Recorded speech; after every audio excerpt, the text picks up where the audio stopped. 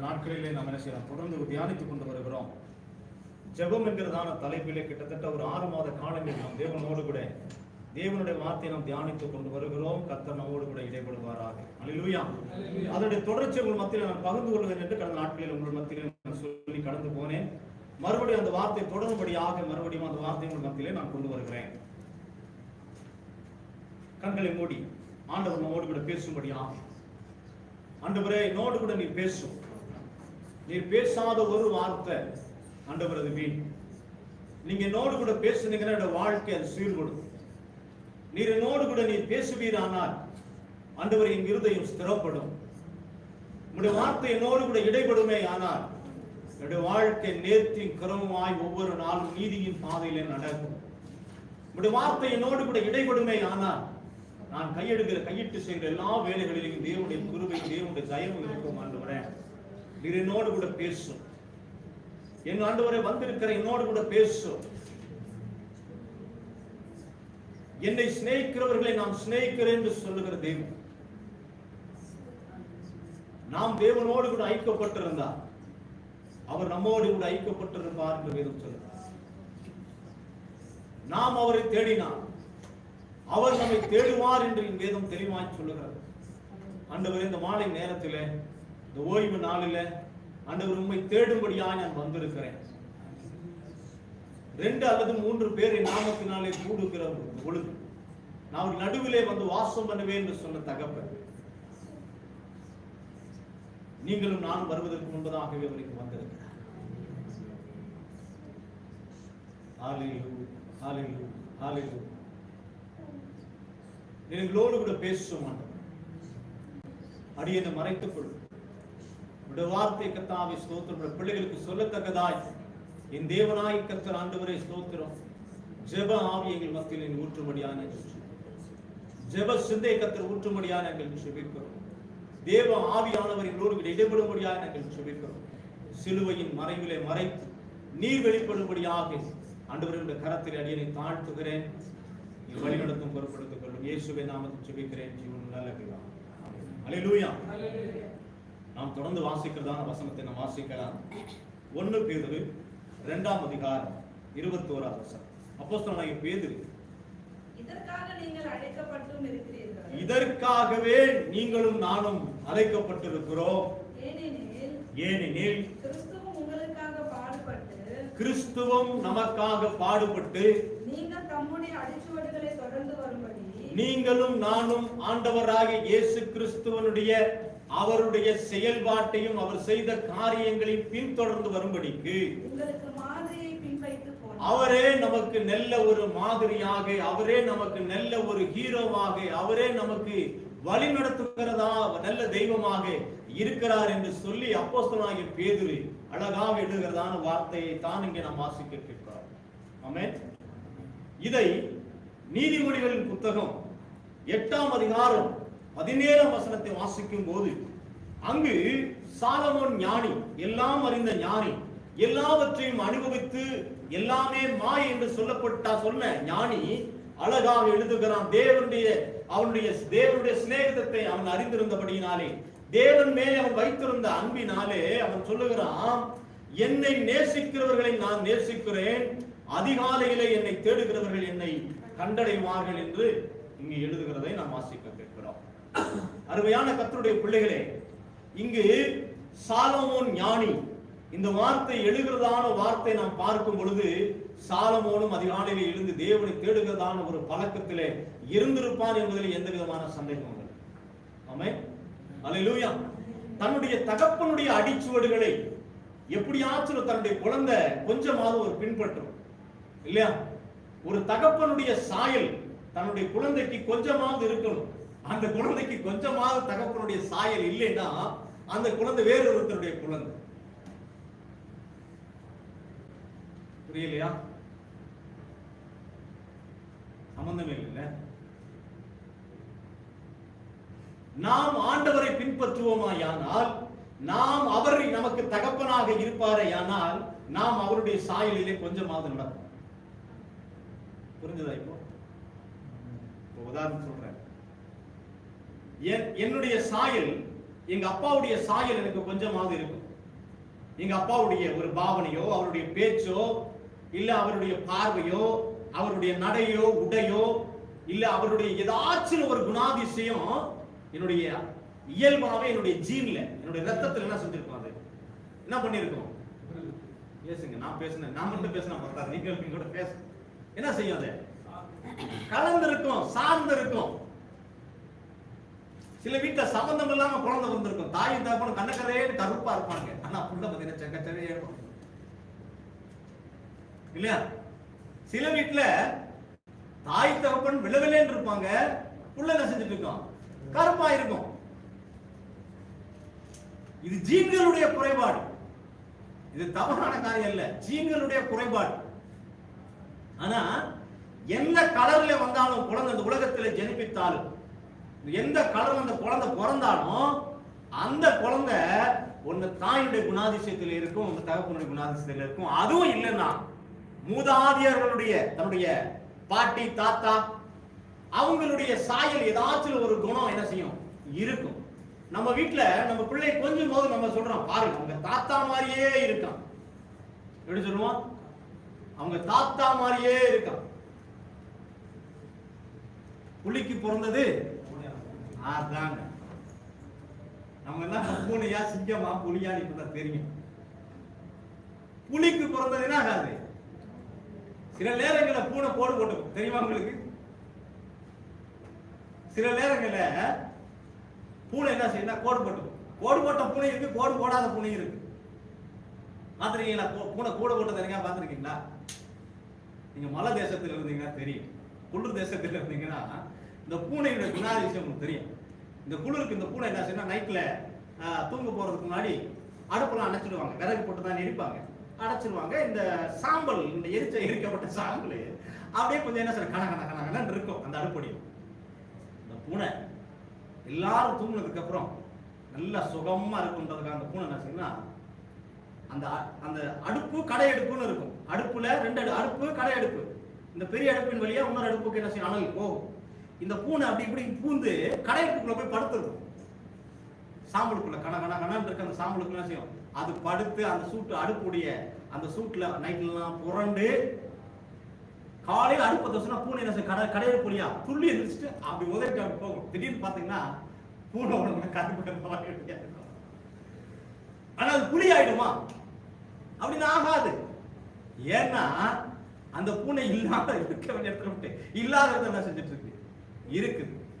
நம்முடைய வாழ்க்கை கூட இன்றைக்கு ஜெபம் என்கிற அந்த கூடாரத்துக்குள்ளே நாம் இல்லாமல், ஜெபம் என்கிற வாசனை நமக்குள்ளே இல்லாமல், அந்த ஜெப அனுபவம் என்கிற ஒரு வாழ்க்கை நமக்கு இல்லாம சில நேரங்களில நம்ம ஜெபிக்கிறவர்களை போல நம்ம என்ன செய்யலாம்? பூனையை போல நமக்கு மேலே கோடு போட்டு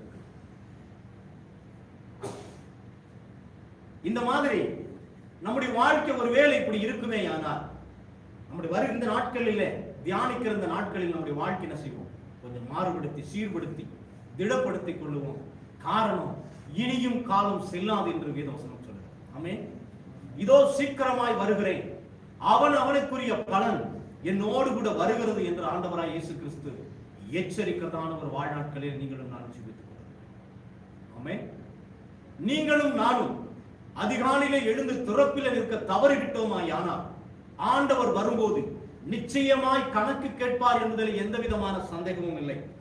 ஊழியம் என்பது நீங்கள் போய்த்தான் ஊழியம் செய்ய வேண்டும் என்பது அல்ல, நீங்கள் இருக்கிற இடத்திலே ஊழியம் செய்ய வேண்டும். ஆமென். அல்லேலூயா, அல்லேலூயா. சவுத் ஆப்பிரிக்கால ஒரு ஊழியக்காரர், அவர் பிரசித்தமான ஒரு ஊழியக்காரர். அவர் வெளியில எல்லாம் போய் யாருக்கும் சுவிசேஷம்லாம் சொல்ல கிடையாது.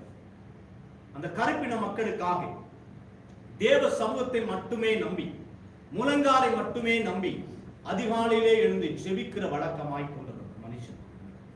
ஒரு மிஷனர், அவர் பேர் எனக்கு சரியா வரல, வர நாட்களை நான் அதை உங்களுக்கு நான் சொல்லுகிறேன்.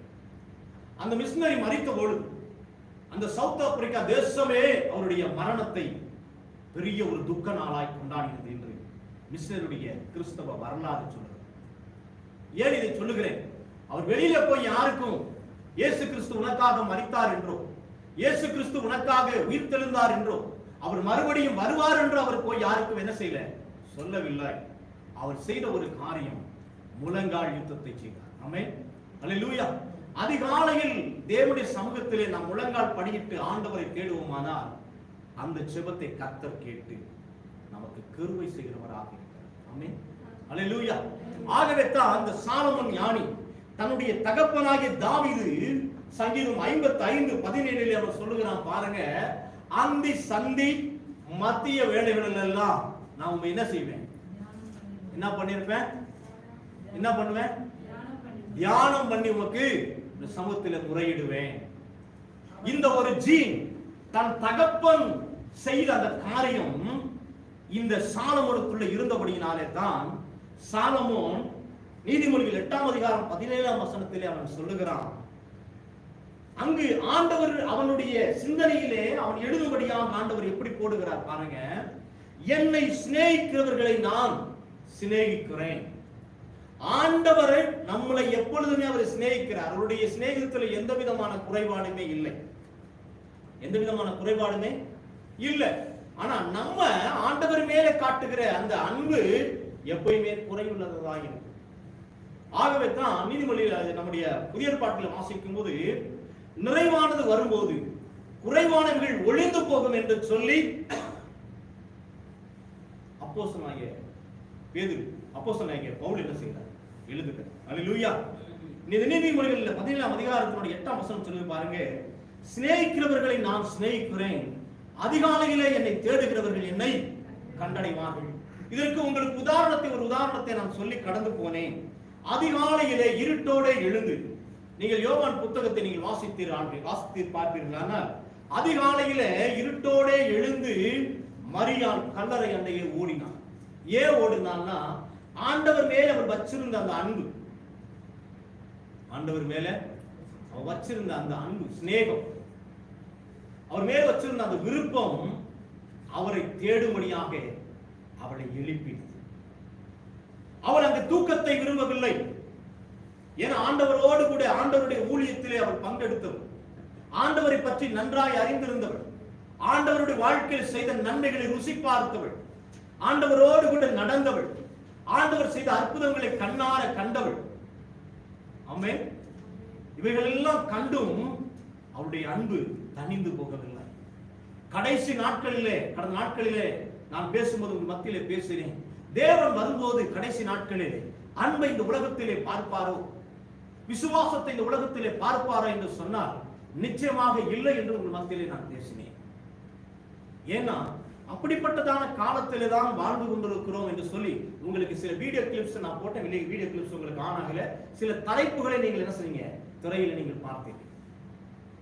அப்படிப்பட்டதான இன்றைக்கு தாய்க்கு மகனுக்கு விரோதமாகும், தகப்பனுக்கு மகன் பிள்ளைகள் விரோதமாகும் இருக்கிறதான ஒரு கொடிய காலத்திலே நாம் வாழ்ந்து கொண்டிருக்கிறோம்.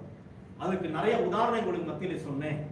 சில ஒரு பெற்ற தாய் தன்னுடைய தாயின் வயிற்ற 10 மாதங்கள் அவள் தன்னுடைய வயிற்றை தடவி தடவி தடவி ஒரு கற்பனையோடு வளர்த்த அந்த குழந்தை ஒரு ஊமையாக பிறந்து விட்டது என்று அறிந்ததனாலே தன்னுடைய பிள்ளையை அந்த முதலைக்கு இரையாக்கின சம்பவத்தை உங்கள் மத்தியிலே நான் சொன்னேன். இப்படி இருக்கிற ஒரு காலகட்டத்தில் தன்னுடைய குழந்தையே இல்லாம எத்தனையோ பேர் வரம் இருந்து எங்கெங்கேயோ மலைகளையும் காடுகளையும் எங்கெங்கேயோ தேடி அலைகிறதான இந்த நாட்களில இருக்கக்கூடிய சூழ்நிலையில எப்படி ஒரு தாய்க்கு இந்த ஒரு மனசு வந்துச்சு, எப்படி வந்துச்சு? ஆகவே தான் ஆண்டவர் அழகாக தீர்க்க தரிசன புத்தகத்திலே சொன்னார், தாய் தன் பாலகனை மறந்தாலும் நான் உன்னை மறப்பதில்லை என்று ஆண்டவர் சொன்னார். ஆமென், அல்லேலூயா. தாய் கூட ஒருவேளை நம்மை மறந்து போகலாம். தாவீதுடைய வாழ்க்கையை பாருங்க, தன்னுடைய இரு வீட்டில் இருக்கக்கூடிய அத்தனை பேரையும் தன்னுடைய தாயும் ஈசாயும் அவனுடைய தகப்பனாய் ஈசாயும் அவன் நினைத்து வைத்திருந்தான். ஆனா தாவீதை மறந்து போயிருந்தது அந்த குடும்பம். ஆமென். ஆனால் வேதவசனம் சொல்லுகிறது, சாமுவேல் அங்கே ராஜாவாக அபிஷேகம் பண்ண அந்த இஸ்ரவேல் தேசத்துக்கு அவன் போன போது, அந்த ராமாவுக்கு அவன் போன போது அந்த இடத்திலே தாவீது மறக்கப்பட்டிருந்தான், தன்னுடைய குடும்பத்தாரை மறக்கப்பட்டிருந்தான், கர்த்தராலே நினைவு கூறப்பட்டிருந்தான். ஆமென், அல்லேலூயா. இதுதான் தேவன் நம்ம மேல் வைத்திருக்கிற அன்புக்கும் நம்ம தேவன் மேல் வைத்திருக்கிற அன்புக்கும் வித்தியாசம். ஆண்டவர் தாவீதை மறந்து போகவில்லை, எல்லாத்தையும் கொண்டு வந்து நிறுத்தினாங்க. ஆனா ஆண்டவர் சொன்னார், இல்ல இல்ல, இவன் தகுதியானவன் இல்ல, ஒரு ஆள் இருக்கான், அவனுக்கு குடும்பத்தில் ஒரு ஆள் இருக்கான், அவன் எனக்கு தன் குடும்பத்தால மறக்கப்பட்டவன் தாவீது. ஆகவே தான் வேதத்தில் வாசிக்கும் போது ஏசாயால வாசிக்கிறோம், இதோ உன்னை உள்ளங்கைகளிலே வரைந்து வைத்திருக்கிறேன். எப்படிப்பட்டதான அன்பு கூறுகிற ஒரு நல்ல தெய்வத்தை நீங்களும் நானும் தெய்வமாய்க்கிறோம். ஆமென். அப்ப தேவன் மேலே நாம் வைத்திருக்கிற அன்பு இன்றைக்கு நாம் எப்படிப்பட்டதான இருக்கிறது? இந்த உலக வாழ்க்கையிலே இன்றைக்கு அன்பு தனிந்து போகக்கூடியதான ஒரு வாழ்க்கையில வாழ்ந்து கொண்டிருக்கிற நீங்களும் நானும் நம்முடைய அன்பு தனிந்து போய் கொண்டுதான் இருக்கிறத தவிர ஆண்டவருடைய நம்ம மேல வச்சிருக்கிற அன்பு ஒரு நாள் என்ன பண்ணல, குறையவே இல்ல.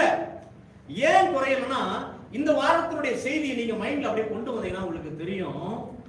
புலம்பல்ல வாசிக்கிறோம், புலம்பல்ல எத்தனை வாசிக்கிறோம்? 3:22 எப்படி வாசிக்கிறோம்? நாம் நிர்மூலமாகாமல் இருப்பது கர்த்தருடைய கிருபையே. இந்த கிருபையை நாம நினைத்தோம், ஆனால் நம்ம ஆண்டவர் மேல என்ன செய்வோம்? நம்ம என்ன செய்வோம்? அன்பு வைப்போம். ஆண்டவர் மேல அன்பு வைப்போம். ஆண்டவர் மேல அன்பு வச்சீங்கன்னா நம்முடைய மனசு என்ன செய்யும்? அவரை தேடும். நம்ம நேசிக்கிறவங்கள தான் தேடுவோம் இல்லையா? நேசிக்காதவங்க யாரும் தேடுவீங்களா? சொல்லுங்க, தேடுவோமா? நேசிக்காத ஒரு நபரையோ, நம்மளை வெறுக்கிற ஒரு ஆளையோ நம்ம தேடுவோமா? முன்னாடி போய் நிப்பீங்களா? சொல்லுங்க, நிப்பீங்களா? நிக்க மாட்டோம். ஆனா நம்மை ஒரு மனிதன் நம்மை தேடுவானே, ஆனா நம்ம அவர் நினைச்சிட்டான் நம்மளை தேடுவார். சமயத்துக்கு இந்த டயத்துக்கு என்ன செய்வார்? நம்மளை தேடுவார். நேரத்தை பார்த்து சரியான நேரத்துக்கு என்ன செய்ய போய் சில நேரத்தை கூட பார்க்க மாட்டோம். அங்க நிக்கட்டும் நம்ம போவோம் அப்படின்றவங்க என்ன செய்யறாங்க இருக்கிறாங்க. ஆனா ஒரு விஷயத்தை நான் உங்களுக்கு சொல்லுகிறேன். ஆண்டவருடைய சமூகத்தில் நீங்கள் அன்பு கூர்ந்து ஆண்டவரை அதிகாலையில நீங்கள் தேடுகிற ஒரு பழக்கத்தை கொண்டு வச்சுட்டீங்கன்னா, நீங்க வரீங்களோ இல்லையோ ஆண்டவர் உங்கள் சமூகத்தில் வந்து நிற்பார். ஆகவே தான் அந்த வசனத்தை வாசிக்கிறோம், நீங்களும் நானும் கூடி வருவதற்கு முன்பதாக 2 அல்லது 3 பேர் நாமத்தினாலே கூடுகிற இடத்தில் அதற்கு முன்பதாக ஆண்டவர் அவர் என்ன சொல்றாரு? வந்துட்டார், அங்க இருக்கிறார். அதுதான் ஆண்டவர் நம்ம வச்சிருக்காரு. ஆண்டவருடைய எதிர்பார்ப்பு பாருங்க, என் புள்ள வந்து எப்படியாச்சும் என் புள்ள எப்படியாச்சும் தேடும், எப்படியாச்சும் என்னை நேசிக்க என்னை தேடி வந்துடுன்ற ஒரு ஆதங்கத்தோடு கூட ஆண்டவர் வந்து ஒவ்வொரு நாளும் அதிகாலையிலே உங்களுடைய இருதய கதவை தட்டி கொண்டிருக்கிறார் என்ற கடந்த நாட்கள் உங்களோடு பேசுகிறேன். ஒவ்வொரு நாளும் ஆண்டவர் ஏக்கத்தோடு கூட வந்து நிற்கிறார். நம்முடைய சிநேகம் மறந்து போச்சு. நம்ம ரட்சிக்கப்பட்ட அந்த அன்னைக்கு அபிஷேகம் பண்ணப்பட்ட அந்த நாட்கள்ல, ஞானஸ்தானம் எடுத்த அந்த நாட்கள்ல எதுவுமே நமக்கு சோறு தண்ணி அன்ன ஆதாரம் அம்மா அப்பா தாய் தகப்பன் புள்ள குட்டி ரிஜெக்ட். யார்தான் வேணும்? அதிகாலையில் உன் திருமுகம் தேடி அர்ப்பணித்தேன் என்னையே, ஆராதனை துதி ஸ்தோத்திரங்கள் அப்பனே உமக்கு தந்தே. ஆராதனை ஆராதனை ஆராதனை ஆராதனை அந்த இயேசு ராஜனுக்கே, ஆவியான தேவனுக்கே. இப்படி எல்லாம் நம்ம பாடி ஆண்டுடைய சமூகத்தில் காலையில போய் உட்கார்ந்து தேடிந்த நாட்கள் இன்றைக்கு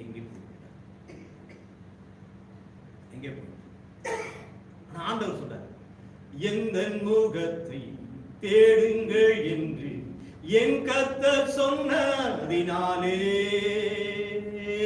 எந்த முகத்தை தேடுங்கள் என்று என் கர்த்தர் சொன்னதினாலே. ஆண்டவர் எதிர்பார்ப்பு. அவர் சொல்றார், என் முகத்தை பார், என் முகத்தை அதிகாலையில தேடு, அதிகாலையில நீ என்னை தேடுவாய், நீ என்னை கண்டு. ஆமென். ஆண்டவருடைய அன்பை பாருங்க, ஆண்டவருடைய அன்பை பாருங்க. அவருடைய அன்பை விவரிக்கவே முடியாதுங்க. ஆண்டவருடைய அன்பை சொன்னா கண்ணீரை தவிர எனக்கு ஒண்ணுமே தெரியாது. அதுதான் முடியாது. அவருடைய அன்பை நீங்களும் நானும் ருசி பார்த்தோம் என்று சொன்னார். அதிகாலையிலே தேவனை தேடுகிறவர்களா?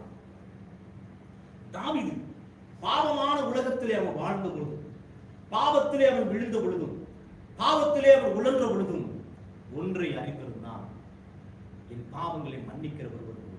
ஆமென். அல்லேலூயா. என்னை நிலைநிறுத்துகிறவர் உண்டு. நீதிமான் தான் வாசகம் சொல்லுது, நீதிமான் 7 தரம் விழுந்தாலும் அவன் என்ன செய்வான்? எழுந்து நிற்பான். ஆமென். ஆண்டவர் அவனை தூக்கி எடுப்பார். ஆமென்.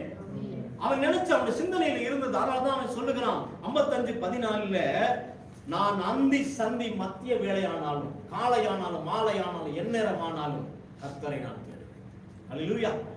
இந்த ஒரு அவன் ஆண்டவர் மேல வச்சிருந்த இந்த அன்பு தான் தன்னுடைய பிள்ளையாகிய சாலமோனுக்கு இந்த ஒரு ஜீன் அவனுக்குள்ளே. நம்ம எப்படியோ அப்படிதான் நம்முடைய பிள்ளை. நான்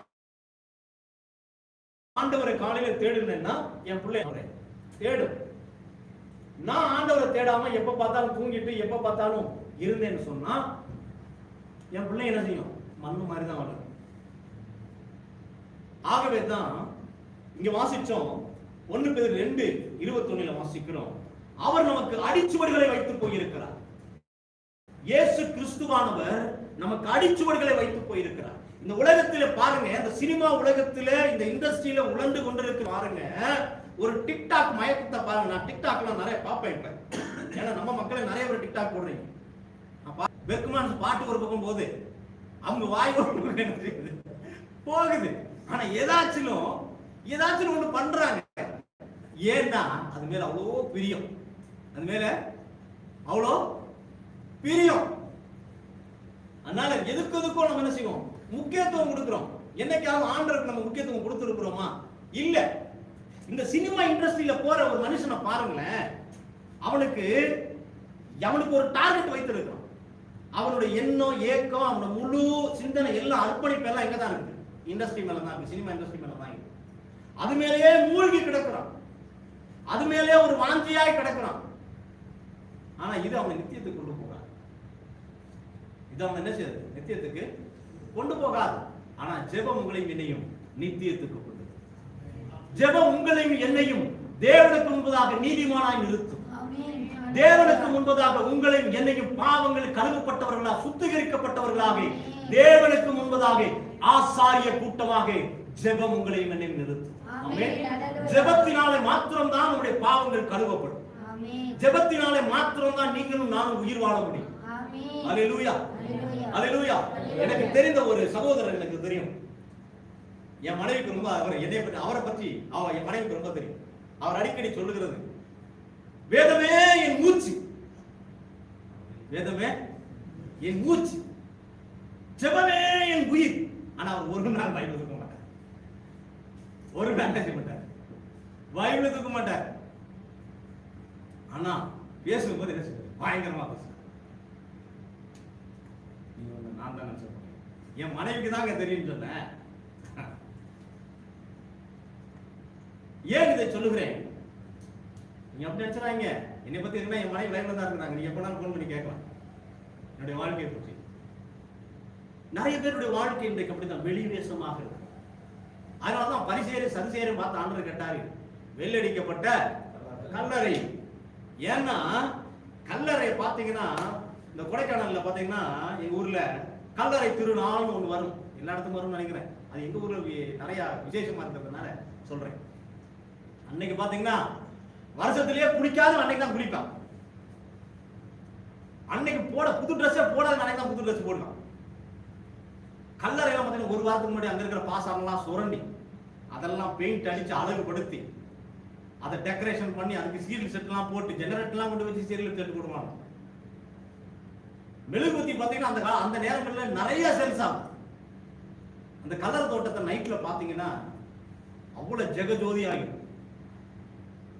அப்படி எங்க பார்த்தாலும் இதுக்கு ஒரு சில கூட்டம் இருக்குது. நைட்ல போய் என்ன செய்யுது, கேண்டில் அமைச்சு அமைச்சு கேண்டில் எல்லாம் புறக்கிட்டு வர கூட்டமும் இருக்குது. ஏன்னா அது என்ன செய்ய, ரீசேலுக்காக, மறுபடியும் விற்பனைக்காக. இந்த கல்லறை தோட்டத்துல எவ்வளவு அலங்கரித்தாலும் ஆனா கல்லறையில ஒண்ணுமே என்ன செய்யல இல்ல. ஒரு கல்லறையை நீங்க திறந்து பாத்தீங்கன்னா உங்களுக்கு ஒன்று புலப்படும், அங்க என்ன இருக்காது, ஒண்ணுமே என்ன செய்யாது இருக்காது. ஒன்னே ஒண்ணு இருக்கும், என்ன, செத்துப்பனுடைய எலும்பு கிடைக்கும். இன்னும் ஒரு வாரமா ஒரு மனிதனுடைய சரீரம் நல்லா அழுகி போனோம், டோட்டல் அழுகி போனா குறைஞ்சது எத்தனை மாசம் வேணும்? ஒரு 6 மாசம் வேணும். சில கல்லறையை நீங்க பக்கத்துல போய் நீங்க வெண்ணொரு பக்கத்துல ஒரு கல்லறை தோணா பக்கத்துல உள்ள கல்லறையில் உள்ள ஸ்மெல் எங்க வரும்? பக்கத்துல தோன்ற கல்லறையில வரும். கல்லறை என்பது ஒரு துர்நாற்றம் நிறைந்த ஒரு இடம். கல்லறை அசுத்தத்திற்கு அடையாளம். கல்லறையிலே புழுக்கள் நிறைந்த இடம் கல்லறை. பன்றிகள் உலாவுகிற இடம் கல்லறை. கோட்டான் குஞ்சுகள் இருக்கிற ஸ்தாபிக்கிற இடம் கல்லறை. புதுசா சொல்றேன் பாத்தீங்களா? இதெல்லாம் நீங்க கல்லறை தோட்டத்துக்கு நீங்க போனீங்கன்னா, நாங்க வேதாகம கல்லூரி படிக்கும் போது எங்களுக்கு அதிகமான ட்ரைனிங் கொடுத்த இடம் இதெல்லாம் கல்லறை. எங்களுடைய பாஸ்டிங் பிரேயர்லாம் எங்கன்னா ஒன்னு மிஷனரிகள் புதைக்கப்பட்டதான கல்லறை தோட்டமா இருக்கும், இல்லைன்னா நம்மள மாதிரி ஆட்கள் புதைக்கப்படுகிற கல்லறையா. நீங்க கல்லறையில போய் நீங்கள் செபிக்க ஆரம்பித்தீங்கன்னு சொன்னா உங்களுடைய வாழ்க்கையே மாறிடும். தெரியுமா உங்களுக்கு? அதனாலதான் வேதம் தெரியுமா சொல்லுது, கல்யாண வீட்டுக்கு போறதை காட்டிலும் துக்க வீட்டுக்கு போய்ப்பார், அங்க நம்முடைய வாழ்க்கை புரியும். எவ்வளவு கோடி கோடியா சம்பாதிச்சாலும், எவ்வளவு நாட்களை ஓடினாலும், ஒரு பிணத்துக்கு முன்னாடி நம்ம நின்றா நம்முடைய வாழ்க்கை புரிஞ்சிடும். நாம் போக வேண்டிய சில இடங்கள் இருக்கிறது. நம் வாழ்க்கையில சில இடங்களுக்கு நம்ம போகணும். சிலருக்கு சொன்னா, நான் ஐயோ நான் அங்க போக மாட்டேன், அதை பார்த்தா பிடிக்காது, இதை பார்த்தா பிடிக்காது. போக வேண்டிய இடம் இருக்கு. நம்ம போக வேண்டிய இடம் சொல்றேன். நம்ம போக வேண்டிய இடம் முதல்ல கல்லறைக்கு போகணும். மரியாதை எங்க ஓடுனா? கல்லறைக்கு ஓடினான். கல்லறைக்கு ஓடுனா யாரை கண்டா? என்னை கண்டாங்க கல்லறையில. நான் தான் வெளிச்சம் பண்ணிட்டு இருந்தேன். யார் கண்டிருந்தான்? அதிகாலையில ஒரு மனிதன் தேவனை தேடுவானையானால் தேவனை கண்டடைவான். ஆமென். நம்முடைய வாழ்க்கை நமக்கு புரியணும்னா நம்ம எங்க போகணும்? நம்முடைய வாழ்க்கையின் தரிசனம் நமக்கு வெளிப்பட வேண்டுமே ஆனால் நம்ம எங்க போகணும்? கல்லறைக்கு போகணும். ரெண்டாவது ஹாஸ்பிட்டல் போகணும். அது எங்க போகணும்? எமர்ஜென்சி வார்டுக்கு போகணும். எங்க போகணும்? இல்லைன்னா அங்க கூட போனா நீங்க கவர்மெண்ட் ஹாஸ்பிட்டல்ல ஒரு நாள் வாசல்ல உட்கார்ந்துருந்தீங்கன்னா உங்களுக்கு புரிஞ்சிடும். அங்க இல்லைன்னா மார்ச்சரியில போய் அந்த கண்ணாடி திறவழியா ஒரு தடவை பார்த்தீங்கன்னா தெரியும். நம்முடைய வாழ்க்கை புரிந்து. சில இடங்களுக்கு நம்ம என்ன செய்யணும்? போகணும். ஒருத்தர் வியாதிப்பட்டிருந்தா நம்ம போய் பார்க்கணும். அப்பதான் நமக்கு தெரியும். ஒருத்தர் வியாதிப்பட்டிருக்கானா நம்ம என்ன செய்யணும்? அவனை விசாரிக்க கூட மாட்டான், போனே பண்ண மாட்டான், விச்சா பண்ணிடுவோம். அங்க போய் பார்க்கணும். நம்ம போக மாட்டோம். என்ன? நமக்கு என்ன இல்லை? நமக்கு என்ன இல்லை? அன்பு இல்லை. அன்பு நமக்குள்ள இருக்குமே. ஏன்னா அங்க ஹாஸ்பிட்டல்ல கிடக்கிறது யாரு? என் சகோதரன். என்னுடைய சகோதரன்ற ஒரு எண்ணம் நமக்கு என்ன செய்யும் பாருங்க. அந்த அன்பு இல்லாததுனாலதான் நம்ம என்ன செய்ய மாட்டோம்? எங்கேயும் போக மாட்டோம். பக்கத்து வீட்டுக்கே போக மாட்டாங்க. எங்க ஊர்ல பாத்தீங்கன்னா பக்கத்து வீட்டுல ஒரே வாழ்க்கை, ஒரே பக்கத்துல தான் டோர் இருக்கும். பக்கத்து வீட்டுல என்ன நடந்துச்சுன்னு கேட்க மாட்டாங்க. அங்க புருஷன் கொண்டாடி அடிச்சுட்டு சாவாங்க நைட்லாம். சவுண்ட் போட அடிச்சுட்டு போறாங்க. வணக்கம் இல்லம்மா சண்டை போடுறாங்க. அங்க போய் கேட்க சும்மா உங்களுக்கு தான் தெரியுமா? நம்ம வாயடிச்சு செய்வாங்க. நம்ம இப்படிப்பட்ட ஒரு காலத்திலே வாழ்க்கை. ஆனா ஆரம்ப காலத்துல நீங்க பாத்தீங்கன்னு சொன்னா யார் வீட்லயோ சண்டை, இவங்க முன்னாடி என்ன சொல்றாங்க? ஏய் சண்டை போடாத, ஏன் சண்டை போட்டுக்கிற? சமாதானம் பண்ணி வைக்கிற காலம் போய் ஒரு மனிதன் இன்றைக்கு ஆபத்துல கடந்தானா அவனை வீடியோ எடுக்கிற ஒரு காலத்துக்குள்ளே நாம் கடந்து வந்திருக்கோம். இதுதான் மனுஷனுடைய. ஆனா ஆண்டவருடைய அன்பு எப்படி தெரியுமா? வியாதியில் கிடக்கிற அவனை நான் எழுப்புவேன். ஆமென். அல்லேலூயா.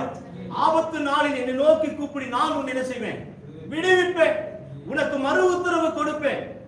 உனக்கு அறியாதும் எட்டாதுமான பெரிய காரியங்களை உன்னுடைய வாழ்க்கையில செய்வேன் என்று சொல்லுகிற வாக்குத்தத்தம் கொண்டவரையா நம்முடைய ஆண்டவர். ஆமென். அல்லேலூயா. ஆண்டவருடைய அன்புக்கும் நம்முடைய அன்புக்கும் நிறைய வித்தியாசம் இருக்கு. ஆகவே தான் நமக்கு தேவனோடு கூட நாம் உறவு வைத்திருப்போமையானால், தேவனுடைய அன்பு நமக்குள்ளே பூரணப்பட்டிருக்குமையானால் நம்ம கொஞ்சமாவது அந்த ஜெபம் என்கிற வாசனைக்குள்ளாய் நாம் கடந்து போவோம். ஆமென். அல்லேலூயா.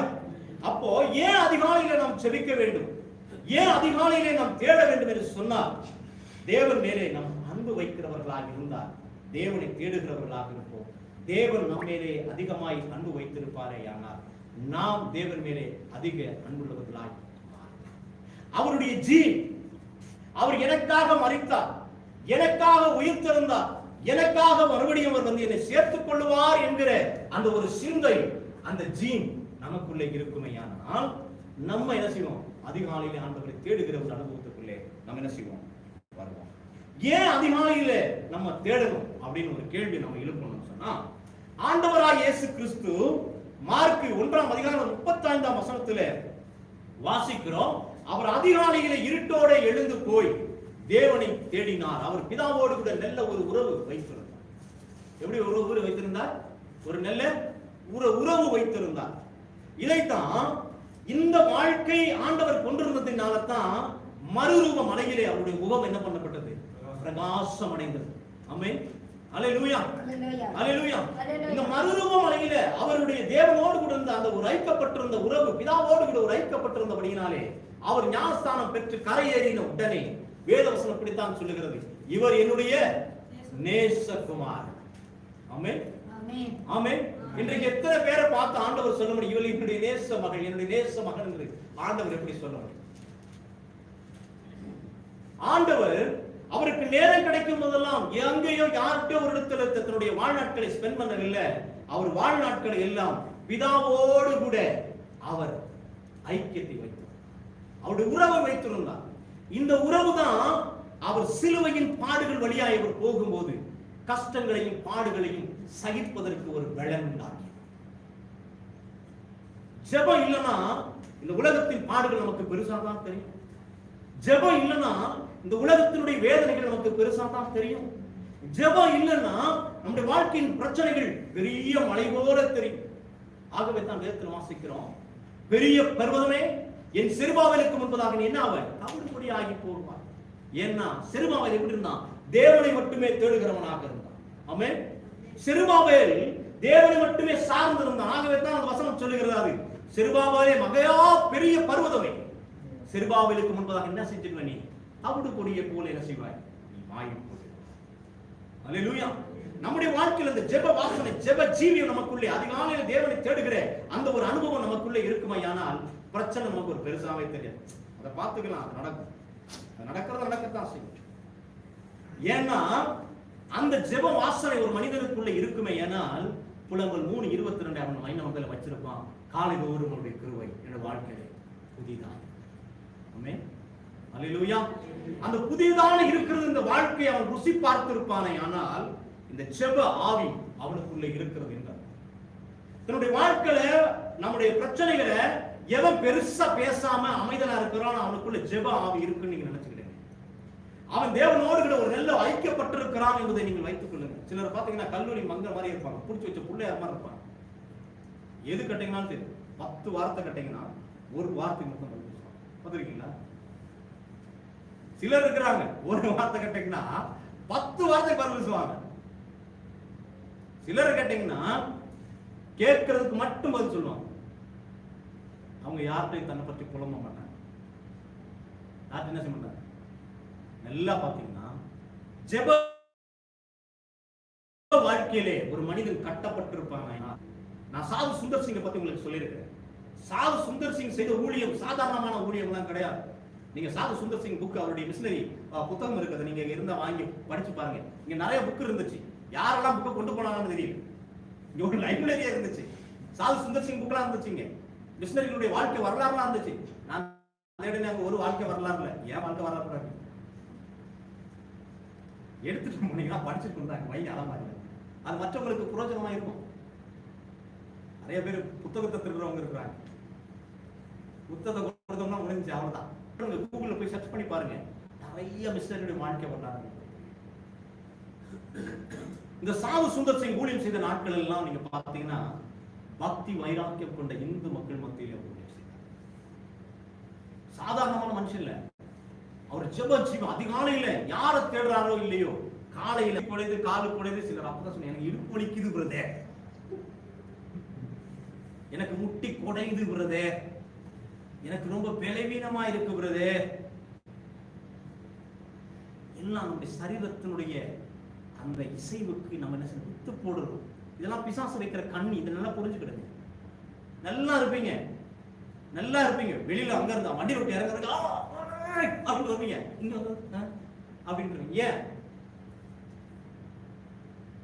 போன்ல பேசும்போது சில பாத்துங்க அடிக்கிற மாதிரி பேசுவாங்க. அப்பதான் அவங்க பலமே தெரியும். ஆனா செபிக்கு சொன்னா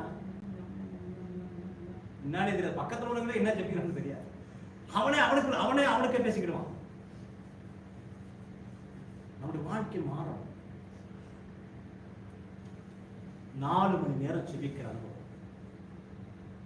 அதான் சொல்லுங்க, அந்த கிராம மக்கள் அவர் எப்படா வெளியில வருவார், எப்படா அவருடைய முகத்தை பார்ப்போம் அப்படின்ற ஒரு ஆசை அவர்களுக்கு என்ன செய்யும் இருக்கும். அப்ப அவருடைய முகம் எப்படி இருக்கும் பாருங்க, எப்படி இருக்கும் பாருங்க. இதான் யாத்திரா புத்தகத்துல வாசிக்கிறோம். யாத்திரா 34:2 எடுத்து வாசித்து பாருங்க. ஆண்டவர் சொல்லுகிறார், அதிகாலையிலே ஆண்டவரை தேடுகிறவருடைய முகத்தை குறித்து அழகா சொல்லுகிறது. அவன் ஆண்டவர் எப்படி சொல்றார்? அதிகாலையில விடியற் காலத்திலே நீ ஆயத்தமாகி. எப்படி என்ன செய்யணும்? ஐயோ சரி, ஆண்டவர் சொன்னது கொஞ்சம் பல்லெல்லாம் விளக்கிட்டு கொஞ்சம் மூஞ்செல்லாம் கழுவிட்டு கொஞ்சம் போங்க. ஆண்டவர் சொன்னது சில பிரஷ் பண்ணாம என்ன செய்வீங்க போய், அது சிலருடைய ஒவ்வொருத்தருடைய விருப்பம். ஆண்டவரை தேடணும் நமக்குள்ள ஒரு ஆர்வம் வந்துட்டா நம்ம எப்படி வேணா ஆண்டவர் சமூகத்தில் நிற்கலாம். ஆண்டவர் சரீரத்தை பார்க்கிறவர் அல்ல, சரீரத்தை தோற்றத்தையோ இதெல்லாம் பார்க்கிறவர் அல்ல, உள்ளத்தை மட்டுமே பார்க்கிறவர் என்று நமக்குள்ள வேத வசனம் இருந்தாலும் என்னுடைய கருத்தை தான் சொல்றேன். நாளைக்கு வாக்குவாதம் பண்ணிடுறாங்க சொல்றேன், என்னுடைய கருத்தை சொல்றேன். ஏன் நான் சொல்றேன்னா, நம்ம ஒரு அதிகாரிக்கு முன்பதாக நம்ம போய் நிப்போம்னு சொன்னா நம்ம அப்படியே இருக்கலாம், அப்படியே சொல்லி வச்சுட்டு அப்படி போய் நிற்போமா, தலையெல்லாம் சீவாமா அப்படியே தூங்கி இருந்துச்சு, மோகத்தை மூஞ்சி அப்படி வீங்கி போன முகத்தோட அப்படி போய் நிப்போமா? சொல்லுங்களேன், நிப்போமா? சொல்லுங்களேன், நிப்பீங்களா? இப்போ ஒரு வீட்டுக்கு நீங்க வேலைக்கு போறீங்கன்னு வச்சுங்க, அப்படியே தூங்கி இருந்துச்சு அப்படி இருக்கிற சொருகிட்டு அப்படியே போயிடுவீங்களா? ஒரு பயம் இருக்குமா? இல்ல இருக்காது? இன்னைக்கு இருந்து நாளைக்கு செத்து போகிற ஒரு மனுஷனுக்கு, புழு புழுத்து நாரி போகிற ஒரு மனுஷனுக்கு ஒரு கணத்தை கொடுப்போமா? யானா நம்மளை உண்டாக்கி, தாயின் கருவில் இருந்து உண்டாக்கி இதுவரைக்கும் தாங்கி நம்மளை சுமந்து நம்ம கேட்கறதெல்லாம் ஒவ்வொரு நாளும் நமக்கு கொடுத்து போஷித்து வழி நடத்துகிறவருக்கு முன்பதாக நம்ம நிற்கும் போது நம்ம எப்படி போய் நிற்கிறோம்? எப்படி போய் நிற்கிறோம்? சொல்லுங்க, எப்படி போய் நிற்கிறோம்?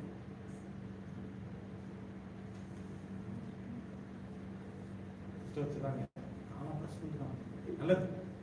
உண்மை அந்த பயம் நமக்கு வரணுங்க. இந்த ஒரு பயம் வரணும். நான் ஒரு கலெக்டர் ஆபீஸ்க்கு போயிருந்தேன். நான் 2006 கோபிச்செட்டிப்பாளையத்தில் ஊழியம் செய்யும்போது அந்த சபைக்கு கல்லர் தோட்டம் இல்லைன்னு சொல்லி இன்ன வரைக்கும் அந்த பிரச்சனை தான் இருக்கு. இந்த கல்லர் தோட்டத்துக்கு மனு கொடுக்க போயிருக்கும் போது நிறைய பேர் வந்திருந்தாங்க. அதுல ஒருத்தர் குளிக்கிறதுக்கு அவருக்கு ரொம்ப கஷ்டம், ஆனா அவருக்கு எல்லாத்துலயும் முதன்மையா இருக்கணும்னு ஆசை. எல்லாத்துக்குமே கஷ்டம். ஒரு துணி அயன் பண்ணி போடுறது கஷ்டம், ஒரு ஒரு என்ன சொல்றது விருத்தி ஆயிட்டு ஒரு ட்ரெஸ் பண்றதுக்கு அவருக்கு ரொம்ப கஷ்டம். ஆனா அவர் நான் தான் கலெக்டர்கிட்ட கொண்டு போய் மனு கொடுப்பேன்னு அவருக்கு ஒரே போராட்டம். இப்ப எங்க போதகர் சொன்னாரு, இல்ல நீங்க கொடுக்க வேண்டாம், நீங்க என்ன செய்ய வேண்டாம், கொடுக்க வேண்டாம், வேற யாராவது கொடுக்கட்டும் அப்படின்னு சொன்னாங்க. இல்ல இல்ல அவருக்கு என்னன்னா சிலருக்கு அந்த பெருமை இருக்கு பாத்தீங்களா, பக்கத்துல இருந்து சும்மா போட்டோ எடுத்துப்பாங்க பாத்தீங்களா, இந்த மாதிரி ஒரு ஆவி உள்ள ஒரு மனுஷன். அவரு போய் கொடுக்க போகும்போது அந்த செக்ரட்டரி, கலெக்டருடைய செக்ரட்டரி சொன்னாரு, எங்க போற, எங்க போற, கலெக்டர் மனு கொடுக்கணும், இன்னும் கலெக்டர் மனு கொடுக்கும் அந்த கோலமாயாங்க உன்னை பார்த்துமே அந்த ஆள் பிடிக்கும் மனு கிட்ட செஞ்சிருப்பான், தூக்கி வீசிடுவான். இது மனிதனுடைய குணம். ஆனா ஆண்டவருடைய குணம் அது இல்லை. எப்படி போனாலும் உங்களுடைய மனுவை அவர் விசாரிப்பார், எப்படி போனாலும் உங்களுடைய விண்ணப்பத்தை அவர் கேட்பார், எப்படி போனாலும் உங்கள் ஜபத்துக்கு பதில் தருவார். ஆனாலும் நமக்கு ஒரு பயம் இருக்கும், நமக்கு ஒரு பயம் இருக்கும். இன்னைக்கு இருந்து நாளைக்கு புழு புழுத்து போற ஒரு மனுஷனுக்கு அவ்வளவு ஒரு பெரிய கனம் இருக்குமே. ஏன்னா உங்களையும் என்னையும் தன்னுடைய கையில விசேஷம் இந்த வசனத்தை வந்த வாரத்தில் கேட்ட செய்தின்படி அவருடைய ஸ்பெஷல், நம்மளாம் ஸ்பெஷல் ப்ராடக்ட், நம்மளாம் அவருடைய கையினால எடுத்து மண் அவர் ரசிச்சு ரசிச்சு ருசிச்சு அப்படி இப்படிதான் இருக்கணும் புருவம், இப்படிதான் இருக்கணும் முகம், இப்படிதான் இருக்கணும் முடி, எனக்கு முடியல அதனாலதான் சொல்றேன், இப்படிலாம் இருக்கணும், தன்னை அழகா வர்ணிச்சு அழகா ஒரு நேர்த்தியாக்கி தன்னுடைய ஜீவ சுவாசத்தை அவனுக்கு ஊதி அவனை ஜீவ ஆத்மாவாக்கின ஆண்டவருக்கு முன்னதாக நம்ம எப்படி நிற்கிறோம்? எப்படி நிற்கிறோம்? எப்படி நிற்போம்? பரிசுத்தம் என்பது சுத்தம் எங்க இருக்கும் அங்கதான் பரிசுத்தம் இருக்கும்.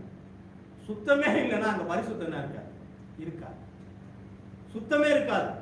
அதனாலதான் நீங்க பழைய பாட்டை வாசித்தீங்கன்னா, இன்றைக்கு உங்களை பரிசுத்தம் பண்ணிக் கொள்ளுங்கள், நாளைய தினத்திலே கர்த்தர் உங்கள் மத்தியிலே பெரிய காரியங்களை அவர் செய்வார். ஆமென். இன்னைக்கு நம்ம பரிசுத்தப்படுத்திக் கொள்ளணும்.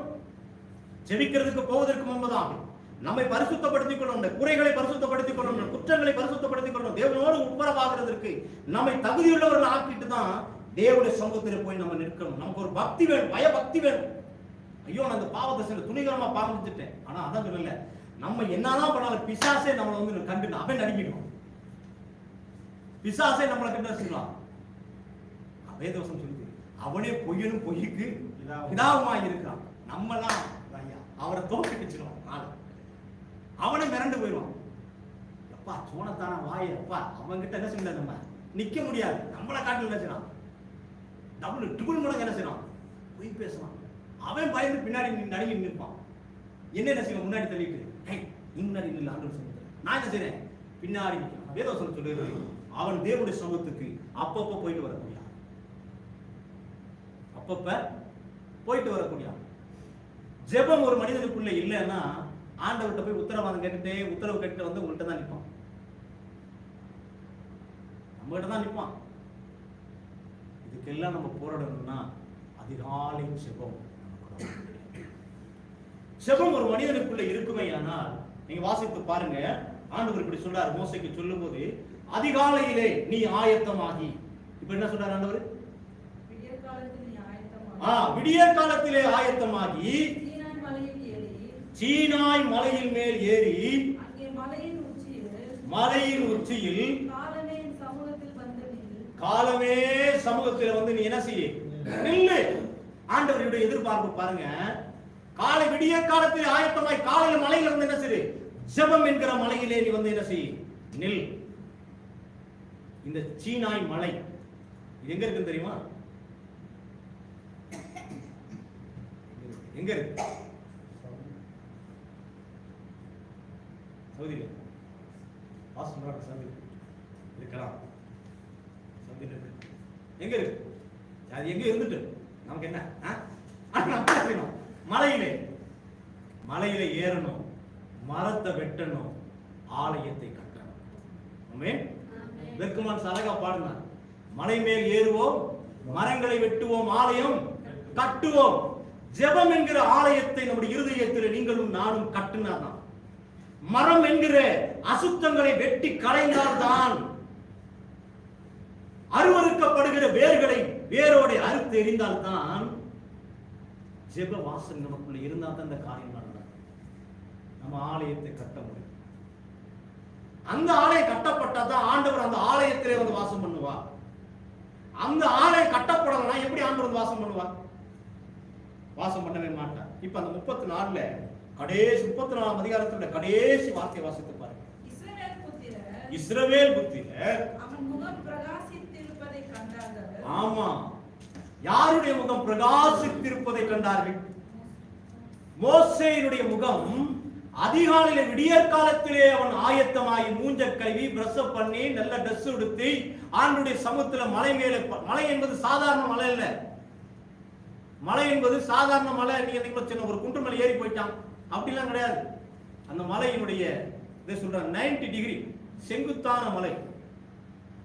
அதுல நம்மளும் ஒரு மலையில ஏறி இருக்கீங்களா, நீங்க மலைக்கு எங்க போயிருக்கீங்களா, மலைக்கெல்லாம் போயிருக்கீங்களா, மலையை பார்த்துருப்பீங்க, போயிருக்க மாட்டீங்க, போயிருக்கீங்க, மலையில ஏறி இருக்கீங்களா, ட்ரக்கிங் ஏதாவது போயிருக்கீங்களா, இல்லையா, ஸ்ரீலங்கால மலை இல்லையா, போனது இல்லையா, ஏறது இல்லையா, சரி ஒரு பாறை மலையாவது ஏறி இருக்கீங்களா, ஒரு குன்று சில கல்லு மலையா ஏறி நிக்கீங்களா, பாருங்க மலையில ஏறி இருக்கிறாங்க. மலையில ஏறுறது ஒரு சாதாரண விஷயம் இல்ல, பல மணி நேரங்கள். அந்த மோசே நடந்து போனது ஏதோ 10 நிமிஷம் நடந்து போகல, அந்த மலை உச்சிக்கு போறதுக்கு சில நாட்கள் பிடிச்சதுன்றது சில அறிஞர்கள் சொல்றாங்க. அப்ப அவன் ஆயத்தப்படுத்தி கொண்டு அந்த மலை மேலே ஏறி தேவனை தரிசிக்க வேண்டும் என்கிற ஒரு நோக்கம், எப்படியாச்சும் அந்த தேவனுடைய முகத்தை நான் பார்க்க வேண்டும் என்கிற ஒரு ஆசை, ஆண்டுடைய சத்தத்தை கேட்க வேண்டும் என்கிற ஒரு ஆர்வம் அவனுக்குள்ள இருந்ததினால அவனுடைய இன்னம் எல்லாம், இதயத்தின் ஏக்கம் எல்லாம் ஆண்டவரை மட்டுமே அவன் நினைத்திருந்ததுனால அவன் கால்வலியை பொருட்படுத்தவில்லை. அவன் சோர்வு என்ன செய்யல, பொருட்படுத்தல, தாகத்தை அவன் பொருட்படுத்தவில்லை. அதையும் தாண்டி அவன் மலையில ஏறி போய் நிற்கிறான், தேவனை தரிசிக்கிறான். கடைசி வசனத்தை வாசிக்கும் போது அவனுடைய முகம் பிரகாசமாய் இருந்தது. ஜெபிக்கிற ஒரு மனிதனுடைய முகம், அதிகாலையில தேவனை தேடுகிற ஒரு மனிதனுடைய முகம் அது பிரகாசமாகிறது. அதான் சொன்னேன், சிலருடைய முகத்தை பார்த்தாலே விடியாது. காலையில பார்த்துட்டு போனீங்கன்னு நான் சொன்னேன், யார் மூஞ்சில முழிச்சானே தெரியல, யார் மூஞ்சில முழிச்சோமா தெரியல. இன்னைக்கு என்ன செய்யல, விளங்கவே இல்லை. ஆனா அந்த நாள் விளங்க வேண்டும் என்று சொன்னார், அந்த நாள் ஆசீர்வாதமாக வேண்டும் என்று சொன்னார், அந்த நாள் முழுவதுமாய் நீங்களும் நானும் நடத்த வேண்டும் என்று சொன்னார், அந்த நாள் முழுவதுமாய் நமக்கு ஒரு பாதுகாப்பு வேண்டும் என்று சொன்னார், அந்த நாள் முழுவதுமா தேவனுடைய சமாதான இருதயங்களை நிரப்ப வேண்டும் என்று சொன்னார். அதிகாலையிலே தேவனுக்கு பழக்கம், அந்த பழக்கம் இருந்ததுன்னா இதை நீங்க ருசி பார்க்க முடியும். அன்றைக்கு சத்துரு உங்களுக்கு விரோதமாக எழுவினால் சத்துருக்கள் கூட சமாதானம் போகிற அந்த நாளாய் ஆமென். நம்முடைய முகம் பிரகாசிக்கிறதாய் மாறும். எப்படி ஆகும்? பிரகாசிக்கிறதாய் மாறும். அதனால காலையில எழுந்த உடனே முதல்ல நம்முடைய அந்த டயத்தை யார் கொடுக்கணும்? ஆண்டவருக்கு கொடுக்க வேண்டும். முதல்ல என்ன செய்யணும்? ஆண்டவருக்கு கொடுக்கணும். இந்த வார்த்தை மட்டும் நான் சொல்லி முடிக்கிறேன். நீதிமொழிகள் 3ஆம் அதிகாரம் 9ஆம் வசனத்தை வாசிக்கலாம். நீதிமொழிகள் 3:9.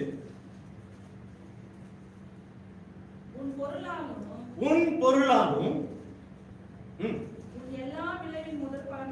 உன் எல்லா விளைச்சலுடைய முதற் பலனாலும் கர்த்தரை கனம் பண்ணு. அங்க வசனம் எப்படி சொல்லுது? எல்லா விளையின் முதற் பலனாலும். இந்த முதற் பலன்றது என்ன தெரியுமா? என்னன்னு தெரியுமா? முதற் பலன் என்னது? எல்லாம் கேட்காதீங்க, நீங்க சொல்லிட்டு மாதிரி சொல்லி டாக்கு போங்க. முதற் பலன் என்ன?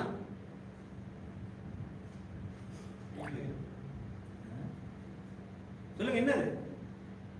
தமிழ் புரியுமா? நான் பேசுற தமிழ் புரியுதா? மலையாளம் பேசுறோம். முதற் பலன்றது ஸ்டார்டிங் பீரியட். ஸ்டார்ட் முதல்ல ஆரம்பிக்கிற அந்த நாள் முதற் பலன், ஃபர்ஸ்ட் டே, முதல்ல உண்டாகிற கனி, முதல்ல வருகிறவன். அப்ப இதெல்லாம் முதற் பலனால கர்த்தரை கனம் பண்ணா அந்த முதல் நாள்ல முதல் மணி நேரம் யாருக்கு தான்? நம்ம எத்தனை பேர் கொடுக்கணும்? இங்கதான் நம்ம அன்பு விளங்குதுங்க, இங்கதானே விளங்குது. இந்த முதல் மணி நேரம் நீங்க தூங்கி எந்திரிக்கிறது, நீங்க இங்க பாருங்க, தூங்கிட்டீங்க 10 மணிக்கு நீங்க தூங்க போறீங்க. உங்களுக்கு எப்ப மொழி போறதோ அதான் முதல் மணி நேரம் உங்களுக்கு வாழ்க்கை. உங்களுக்கு தெரியும். ஆனால் ஒரு நாள் என்பது 12 மணியை முடிச்சு மறுபடியும் 12 சாட்டாங்க, அடுத்த 1 மணி, அந்த 1 to அந்த 12 மணிக்குள்ள அந்த நாள் என்ன செஞ்சிருது? ஸ்டார்ட் ஆகி என்ன செஞ்சது? அதனுடைய வேலை என்ன செஞ்சது? ஸ்டார்ட் ஆயிடுது. நீங்க நல்லா பாருங்க, சூரியனும் சந்திரனும் நட்சத்திரங்களும் இவைகளெல்லாம் அது வேலை செஞ்சு கொண்டே இருக்குது. கடல் பாருங்க, கடல் அது வேலை செஞ்சுட்டு இருக்குது, அது வேலை செஞ்சு கொண்டே இருக்கு. சூரியனை பாருங்க, அது சுத்த வேண்டிய பாதையை சுத்தி கொண்டுதான் இருக்குது, அது நிலையான நிலத்தில் நிற்குது. பூமி, சந்திரன், சூரியன் எல்லாம் அது சுத்தக்கூடிய வேலை அது பாட்டு என்ன பண்றது? ரொட்டேஷன், அது பாட்டு இரவு பகல் என்ன மாறி மாறி வந்துகிட்டே இருக்கு, அது வேலையை செஞ்சுட்டே இருக்கு. இதெல்லாம் உயிரற்றதெல்லாம் தேவனுடைய வார்த்தைக்கு கீழ்ப்படிஞ்சு சுத்தி வேலை செஞ்சுட்டு இருக்குன்னா, உயிர் உள்ள நீங்களும் நானும் தான் கீழ்ப்படியாமையினாலே. இந்த முதல் பலனை நமது சூரியனும் சந்திரனும் இந்த பூமியும் ஆண்டவருக்கு கனப்படுத்தி கொண்டே இருக்கிறது. நீங்கள் சங்கீதத்தை வாசித்தீர்களா? சூரியனே சந்திரனே கர்த்தர் என்ன செய்யுங்க? துதியுங்கள். அது வேலை செஞ்சு கொண்டே இருக்குது. அந்த டே அதுக்கு ஆண்டவருக்கு என்ன செய்யணும்? எல்லாம் அது வேலை, அது டயத்தை அவர் செஞ்சு கொண்டே இருக்குது. ஆனா நீங்களும் நானும் இன்னைக்கு அந்த டயத்தை என்ன செய்ய மாட்டோம்? ஃபாலோ பண்ண மாட்டோம். இந்த முதல் நாளை நம்ம யாருக்கு கொடுக்கிறோம்? இந்த காலை மாலை அந்த அதிகாலை நேரத்தை யாருக்கு கொடுக்கிறோம்? ஆண்டவராய் இயேசு கிறிஸ்து, அதான் 1 பேதுரு 2:21 வாசிக்கும் போது உங்களுக்கு அவர் முன்மாதிரி வைத்து போயிருக்கிறார். மத்தேயு 1:34 வாசிக்கும் போது அவர் இருட்டோரே எழுந்து விடியற் காலத்தில் எழுந்து வனாந்தரமான ஒரு இடத்திற்கு போய் தனித்தவர் ஜெபிக்கிற ஒரு ஜெப அனுபவத்தை அவர் வைத்திருந்தபடியினாலே பேதுரு எழுதினார், அவர் உங்களுக்கு முன்மாதிரி வைத்து போயிருக்கிறார். அந்த முன்மாதிரியை நீங்களும் நானும் பின்பற்றுகிறவர்களாக இருப்போமையானால், அவருடைய அடிச்சுவடுகளை நீங்களும் நானும் பின்பற்றுகிறவர்களாக இருப்போமையானால், அவர் மேலே அன்பு வைத்திருக்கிறோம் என்று நீதிமொழிகளில் 8:17 வாசிக்கிறபடி அவர் நம்மை நேசிக்கிறவர்களாக இருப்போமையானால், அதிகாரம் 35ஆம் வசனத்தை பார்த்து எழுதால் பிதாவாக கூட அவர் செலவிடுகிறதான நேரத்தை நீங்கள் பார்க்க முடியும். இந்த முதலாம் மணி நேரம் கர்த்தருக்குரிய. ஆமென். இதனால நீங்களும் நானும் கனம் பண்ணுவோமா? ஏன்னா இப்ப நம்முடைய முகம் எப்படி இருக்கும்? பிரகாசம். பிரகாசமாக இல்லாட்டி நீங்க பேரந்தோடி போடலாட்டியும் பரவாயில்ல, அது என்ன ஜொலிக்கும்.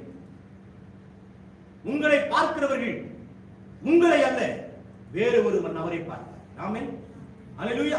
நாம் ஜெபிக்கிற ஜெபம் அப்படிதான் இருக்கணும். ஆண்டவர் என்னை பார்க்கிறவன், ஆண்டவர் சாதாரண என்னை பார்க்க கூடாது, என்னை பார்க்கிறவன் உண்மை பார்க்கட்டும். ஆமென். சாது சுந்தர் சிங்கை பார்க்கிறவர்கள் சாது சுந்தர் சிங்கை பார்க்கவில்லை, அவருடைய முகத்தில் இயேசு கிறிஸ்துவை தரிசித்தார்கள் என்று அவருடைய சரித்திரம் சொல்லுகிறார். ஆமென். மிஸ்ரனுடைய வாழ்க்கையெல்லாம் நீங்க யோசித்து பார்த்தீங்கன்னு சொன்னா அவருடைய முகத்தில் எல்லாம் கிறிஸ்துவனுடைய சாயலை அங்க இருக்கிற ஜனங்கள் அறிந்து கொண்டார்.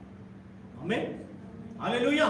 இன்றைக்கு நம்முடைய சாயலில நம்முடைய குடும்பத்தார், நம்முடைய கம்பெனியில, நம்முடைய கூட இருக்கிற நண்பர்கள் யாரை தரிசிக்கிறார்கள்? அந்த முதலாம் மணி நேரத்தை தேவனுக்கு நீங்களும் நானும் கொடுத்தார்.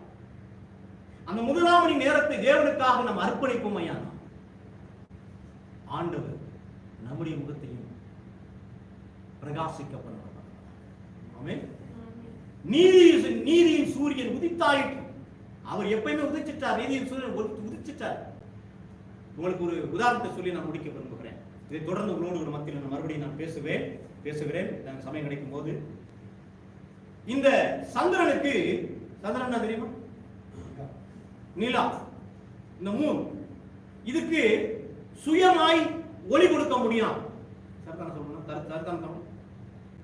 அதுவா என்ன செய்ய முடியாது, ஒளியை கொடுக்கக்கூடிய தகுதி அதற்கு கிடையாது.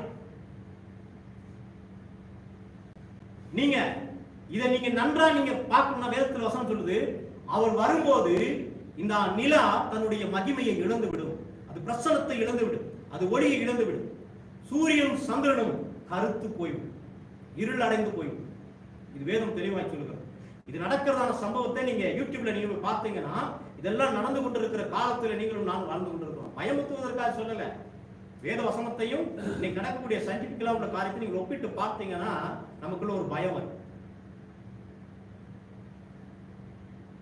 இது தன்னுடைய அந்த ஒளியை என்ன செய்யணும், கொடுக்காம நின்றுடும். சூரியன் இல்லைன்னா சந்திரன் என்ன செய்யல இல்ல.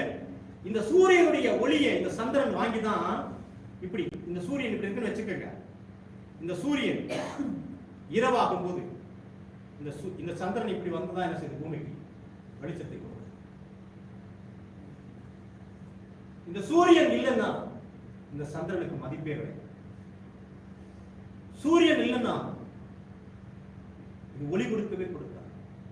கிறிஸ்து நமக்குள்ளே இல்லையானால், தேவ அபிஷேகம் நமக்குள்ளே இல்லையானால், ஜெப ஆவி நமக்குள்ளே இல்லையானால், ஜெப ஜீவியம் நமக்குள்ளே இல்லையானால் நம்முடைய வாழ்க்கை மங்கிதான், ஒளி கொடுக்காத ஒரு வாழ்க்கையா, பிரச்சனை உள்ள ஒரு வாழ்க்கையா இருக்கும். அருமையான கர்த்தருடைய பிள்ளைகளை எழுந்து நிற்கலாம். நம்முடைய வாழ்க்கையில நம்முடைய முகம் பிரகாசிக்க வேண்டுமேயானால், நம்முடைய வாழ்க்கை பிரகாசிக்க வேண்டுமேயானால், நாம் அதிகாலையிலே இருட்டோடு எழுந்து தேவனை தேடுகிற ஒரு வழக்கத்திற்குள்ளே, தேவனை தேடுகிற ஒரு அனுபவத்துக்குள்ளே நாம் அர்ப்பணிக்க வேண்டும். அர்ப்பணித்தால் மாத்திரம்தான் ஆண்டவர் நம்முடைய முகத்தை பிரகாசிக்கப்படும். ஆமென், அல்லேலூயா. ஒரு வசனம் இப்படி சொல்லுகிறது, தேவரீர் முகத்தின் ஒளியை மேல் என்ன செய்யும், நீ பிரகாசிக்க பண்ணும். சங்கீதக்காரன் இப்படிதான் ஜெபிக்கிறான், உம்முடைய முகத்தின் ஒளியை என் மேல் பிரகாசிக்க பண்ணும். நீ நம்முடைய முகத்தின் ஒளி என் மேல படலன்னு சொன்னா நான் மற்றவங்களுக்கு ஒளியாக இருக்க மாட்டேன். வேதவசனம் இப்படித்தான் சொல்கிறது, நீங்கள் உலகத்திற்கு வெளிச்சமாய் இருக்கிறீர்கள். இந்த உலகத்துக்கு நீங்களும் நானும் வெளிச்சமாய் இருக்க வேண்டுமேயானால், நம்ம ஒளி கொடுக்க வேண்டுமேயானால், நீதியின் சூரியனாகிய கிறிஸ்து நம்மேலே உதிக்க வேண்டும், நம்முடைய உள்ளத்திலே உதிக்க வேண்டும், நம்முடைய வாழ்க்கையில உதிக்க வேண்டும், நம்முடைய ஜீவியத்திலே உதிக்க வேண்டும், நம்முடைய ஜெப வாழ்க்கையில உதிக்க வேண்டும். இப்படி உதிச்சால் மாத்திரமே அந்த நீதியின் சூரியனுடைய ஒளி, நீதியின் சூரியனுடைய வெப்பம் உங்கள் மேலே இருக்குமே. ஆனால் உங்களை பார்க்கிறவர்கள் உங்களை அல்ல, கிறிஸ்துவை தரிசிக்கிறவர்களாக மாறுவார்கள். ஹல்லேலூயா, ஹல்லேலூயா. ஆண்டவருடைய சமூகத்தில் ஒப்பு கொடுப்போமா? ஒரு 5 நிமிடம் ஆண்டவரை நோக்கி, ஆண்டவரே இன்றைக்கு உம்முடைய வார்த்தையை நான் கேட்டிருக்கிறேன். இன்றைக்கு ஆண்டவர் என்னை தகுதிப்படுத்தும். நீதியின் சூரியனாகிய உம்முடைய முகத்தை என்னுடைய கண்கள் பார்க்கும்படி, என்னுடைய முகம் ஆண்டவரை ஜொலிக்கும்படி, என் முகம் பிரகாசிக்கும்படிக்கு ஆண்டவர் இன்றைக்கு அதிகாலையிலே உம்மை தேடுகிற ஒரு அனுபவத்துக்குள்ளே ஜெப வாழ்க்கையிலே நான் கட்டப்பட்டிருக்கிறேன். ஆண்டவரே ஜெப ஜீவியத்திலே நான் வாழ்ந்திருக்க, சுபித்திருக்க, ஜீவித்திருக்கிற, நீ எதிர்பார்க்கிற ஏக்கத்தை அறிந்தவனாய் புரிந்தவனாய் இன்றைக்கு ஆண்டவரே நான் நிற்கத்தக்கதா என்னை தகுதி உள்ளவனாக்கும்படிக்கு என்னுடைய ஆவி ஆத்மா சரீரத்தோட சமத்துல என்னை ஒப்புக் கொடுக்கிறேன்.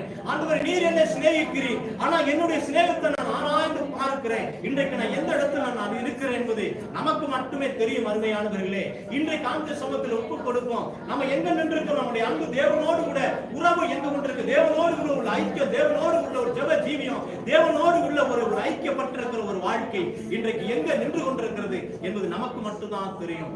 ஆகவே நம்முடைய தேவ சமூகத்திலே நம்மை நாமே ஒப்புக் கொடுத்து, என்னுடைய ஆவி ஆத்மாவை ஒப்புக் கொடுக்கிறேன். ஆண்டவரே, இனி வரைக்கும் வாழ்ந்த வாழ்க்கை போதும், இனிமேல் இப்படிப்பட்டதான இருளான வாழ்க்கையிலே ஆண்டவரை மங்கேறுகிறதான ஒரு வாழ்க்கையில ஆண்டவரை வாழ நான் விரும்பல. உங்களுடைய முகத்தின் ஒளியை மேல் பிரகாசிக்க பண்ணும் என்று சொல்லி ஆண்டு சமூகத்திலே ஒப்புக் கொடுப்போமா? ஹல்லேலூயா, ஹல்லேலூயா, ஹல்லேலூயா. நன்றியோடு துதிக்கிறோம், துதிக்கிறோம், துதிக்கிறோம். உடைய முகத்தின் ஒளியை மேல் பிரகாசிக்க பண்ணுவீராக, உடைய முகத்தின் ஒளியை மேல் பிரகாசிக்க பண்ணுவீராக என்று கேட்கிறார். கர்த்தர் மக்களே பெரிய காரியங்களை செய்வார். ஹல்லேலூயா.